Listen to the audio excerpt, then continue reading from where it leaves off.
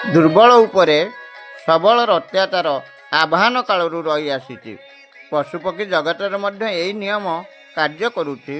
ମଣିଷ ମଧ୍ୟ ଏହି ନିୟମର ବ୍ୟତିକ୍ରମ ନୁହେଁ।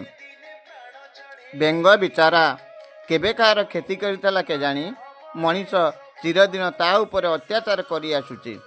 ମଣିଷର ଛୋଟ ପିଲା ମଧ୍ୟ ଦୁର୍ବଳ ଜୀବ ବେଙ୍ଗ ଉପରେ ଅତ୍ୟାଚାର କରି ଆସୁଛି।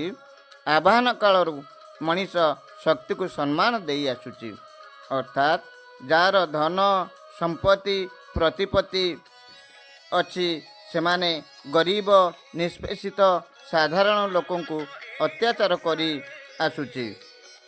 ଯେମିତି ସରସୀ ଜଳରେ ନିରୀହ ମଣ୍ଡୁକ ଅହିକ ବଳରେ ପଡ଼ିଛି।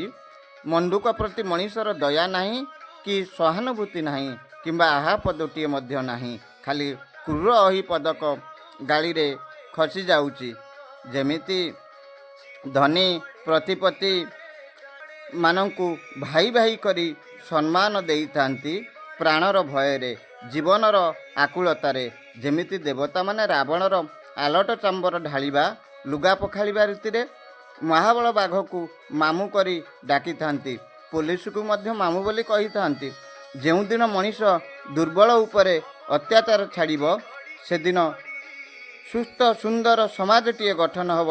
କାହାରି ଭୟ ରହିବ ନାହିଁ, ସ୍ୱାଧୀନ ଭାବେ ବଞ୍ଚିପାରିବ। ସବଳ ମଧ୍ୟରେ କେବେ ଅତ୍ୟାଚାର କରିପାରିବେ ନାହିଁ, କାରଣ ଉଭୟଙ୍କୁ ଭୟ ଥାଏ। ଯଦି କେବେ ହେଲେ ତାଙ୍କ ଭିତରେ ଝଗଡ଼ା ହୁଏ, ନିଜ ନିଜ ଭିତରେ ଆପୋଷ ମିଳାମିଶା ହୋଇଯାଆନ୍ତି, କିନ୍ତୁ ଦୁର୍ବଳ ଉପରେ ସବଳ ଅତ୍ୟାଚାର କରିଥାଏ।